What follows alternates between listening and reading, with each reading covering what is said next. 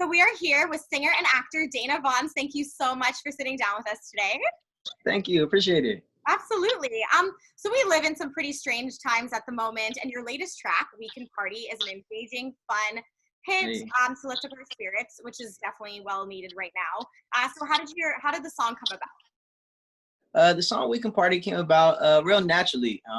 It's kind of towards the beginning of the year when everybody kind of started hearing about the virus and certain things, and I don't think I made it while it was quarantine. It was like kind of right prior to, so I guess my timing was just right on creating it. But I missed out on my family reunion this year, Okay. and then that's why I kind of really want to put it out, and that type of music, that type of feel. I don't need, it's just like a 95 tempo, you know what I'm saying? If you just like look into it, but I made it inspired by that, knowing that I wasn't gonna be able to spend time with them this year, do the electric slide with my people. I just kind of wanted to make a song that people could do that in their house, despite all the Yeah. things we're facing and things like I that. mean, So that's yeah. definitely needed right now. We need a little escape. So that's hmm hmm absolutely. And I know it was important to you to have authentic instruments, not electronic, Yeah. to create a specific sound. So tell us what prompted that decision. Well, what prompted that out? We had the ability to do it. I was at my boy Max Shepard's house, and over at his house, he has a bunch of old synthesizers, old Korg piano, and we were just in this zone where we really listened to a lot of jazz, studying a lot of different chords and different progressions, and just through that, we are like, all right, well, back in the day in the '90s and '80s and certain things like that, they didn't have all the stuff that we have nowadays. Absolutely, yeah. So if you could emulate that sound with with a MIDI keyboard and certain plugins and things like that, but since we had the ability to use what they used, it was just it came really easy. You know what I'm saying? It's a little more pressure because all the takes are audio files. I don't know if there's things now when you play it, it'll break it down into the notes. Those are necessarily it's what you hear is what we played. So it's not like we were able to put it in time or chop it up or anything like that. So it took a little bit of extra time on the production, but it was definitely worth it. Definitely worth it. It honestly sounds amazing. It's not Thank like you. anything you really hear nowadays, So it's Yeah, it's like appreciate a little that. throwback too. I'm a '90s baby, so I feel like it's Nice. absolutely. hmm Speaking of sound, unique sound is definitely vital to make a mark and impression as an artist. So how did you develop your sound? How did I develop my sound? I mean, I really just listened to myself. People always ask like, who do you play or what do you listen to? And I honestly listen to myself 90% of the day if I do play anything. And that I think any artist kind of knows that, and if they don't do that enough, should do it. But it's really just kind of listening to yourself and allowing yourself to be open to ingest the inspiration that you see or hear from other people. But really just what I heard, I really did it. I didn't stop until I heard it. That's really what it was. And I didn't, and I trusted the process. A lot of people get frustrated and be like, all right, let me just copy this and let me just take their style. It's like, nah, I mean, even if it takes you extra 6 months, a year, you know what I'm saying, to find what it is. Once you do, it'll be way more valuable. Absolutely. And well, now it's authentic to yourself, right? Yeah, So yeah, of that's course. amazing. And you also released an EP called "Familiar Stranger" before you released "We Can Party." So what is the background on that title? So Familiar Strangers, yeah, it was my first EP, and it's been a great experience to even just have it out and still have it live and people playing it. But the title came from just this contradicting feeling. Familiar is is a word that means you're used to it, you're comfortable in the situation. And a stranger, what we associate a stranger with is somebody that we don't know, could be here to harm us, could be amazing, that you just have no background. Yeah. So I like the contradiction in that, and I think that's represented in the songs. It was kind of these first time experiences with a new person, and maybe it would turn into a loving relationship, or maybe it was just kind of just testing the waters and being like, okay, is this even somebody that like is what I'm feeling correct? Like, are we really vibing right now? I've never met you, you know what I'm saying? So the title just freaking came up. Yeah, I know. I love that because I feel like that's so real. That's so Yeah, no, it is. And actually, a fun fact: Yeah. "Familiar Stranger" is actually a song I wrote first. I had a song called "Familiar Strangers" Wow. before the EP was titled it. And that song never came out. I did it on a tour that I did a couple years ago, but I never officially put it out. And I guess I had better use. Yeah, no, I love that because it's like if you meet someone on a night out and you think you're in love with them, but Yep, then you actually don't know them at all. So that's yeah, super yeah. good. Yeah, I love that. And so what artists would you say is a major musical influence for you? Major musical influence, really on the writing side, Jill Scott, um, Okay. James Fauntleroy, Frank Ocean in the beginning kind of like helped me because our tones are somewhat similar. So I I was guess he gonna gave say me that the makes a lot of yeah sense. he gave me the avenue to be like, okay, like what he does, I kind of emulate naturally, but I've taken it wherever. But in the first 6 months of me writing, I could definitely relate, some of my tone and certain choices that I would Right. pick to Frank. So those three. Awesome. I love that. And you not only juggle music, you also are an actor. Hmm. And you were cast in Mindy Kaling's hugely successful show, Never Have I Ever. So can you tell us about your character in the show and your experience on it? Yeah, my character is named Marcus. I'm a high school kid in the hot pocket. We're like the three or four, hot dudes at school. A little brain dead. You know what I'm Okay. saying? A little brain dead, but we do pretty decent in class. We got a lot of friends. And yeah, the show just freaking took off, Oh, in a it's way huge. that I think we all, wanted, and it would be amazing if that happened.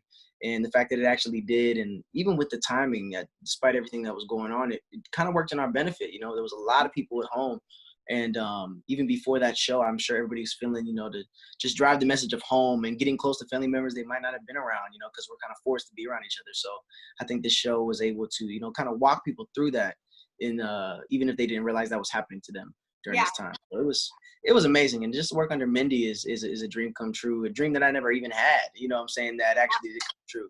So yeah, it's amazing. Well, that's you saying it's successful. I feel like anything that Mindy Kaling does is going to become Yeah, successful. So, true, yeah, true. no, it's a great show, great show. Hmm. And you also have worked with some pretty influential artists, from Cardi B at the BET Awards and Kanye Hmm. West at Coachella. So, also, what was it like working or sharing a stage with those artists? Whenever you share the stage with an artist of that magnitude, it's definitely something that you can't miss out on.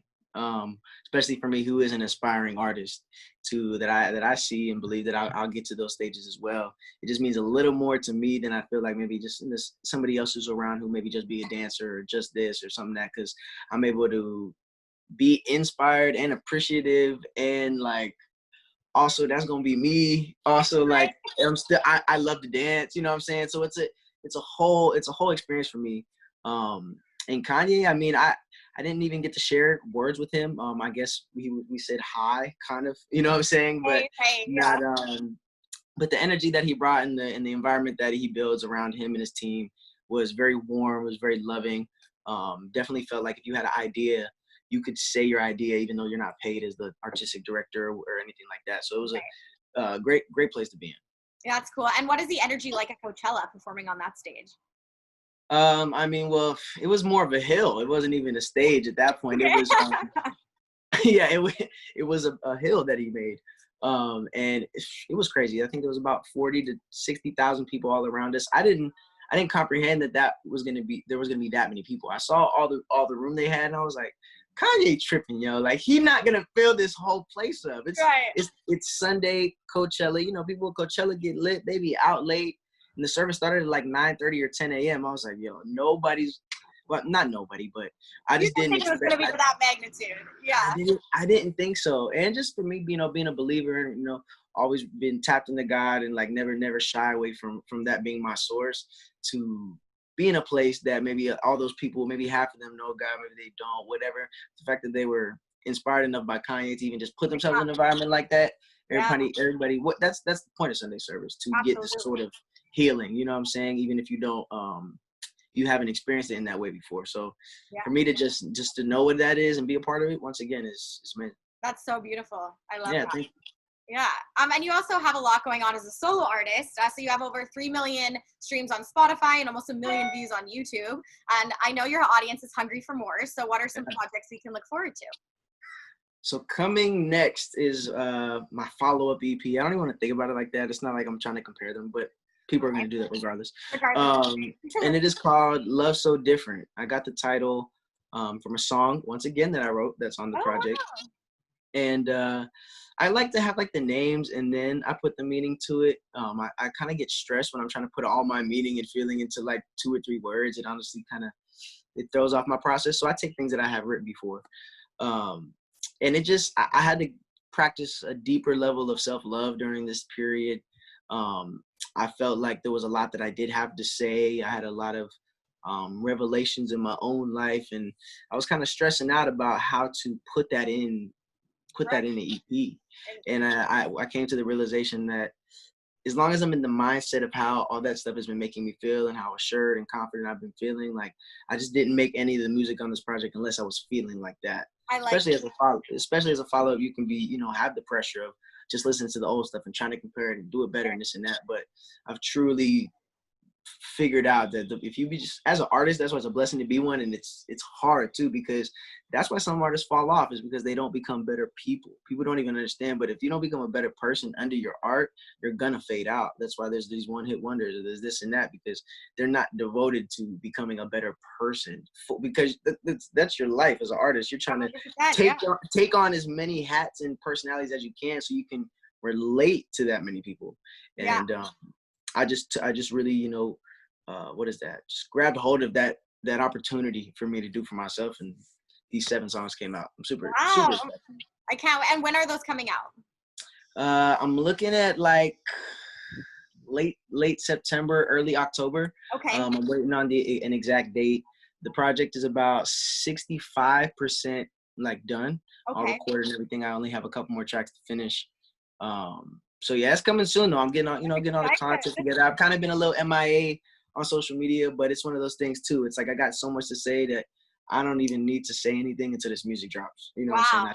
I feel like it's gonna be really powerful, and you seem like a really genuine, authentic artist. So that's really thank you. Yeah, no, I can't wait to hear it. So to end, we're gonna ask a few fun random questions. All right. So what is your favorite midnight snack? Ooh, favorite midnight snack. Jesus. Maybe I don't really snack at all. Honestly, maybe a banana. I thought you were gonna say PB&J because you just said you. Okay. Well, yeah, you're right. I should have said that. Honestly, if I had a pudding cup, like if I had some pudding, I probably would eat a pudding too. Pudding. All right. Okay. It's quick. If it's a snack, I'm not trying to take forever to make it. Yeah, you're just a little snacky too much. Okay, quick snack. I gotcha. Yeah. And who was your childhood celebrity crush? Oh, I had 3. It was Eva Mendes, Jessica Alba, and Selena Gomez. Those 3. I love it. Yeah. The brunettes. Oh yeah. Well, hey, I've had some blondes in my life too. It's just no, it's fine. Those are all. Yeah, I love it. And if you could take 2 items to a deserted island, what would it be? 2 items to a deserted island. I would bring. Well, I would bring a cell phone. I'm not gonna say that I would get reception, but I would bring a cell phone and a speaker. Alrighty. Because when you go on vacation, like it's nice to hear the waves, but you want probably a little bit of music. So honestly, don't need service as long as I just got my iPod. And you can play me on. I like that. You know what I'm saying? Like, we got the island. Cool. Like, I just the vibe. Just give me the vibe. Like, absolutely. Well, thank you so much for sitting down with us, Dana, and we can't wait to see what you have coming up. I appreciate that. Thank you so much. Thank you.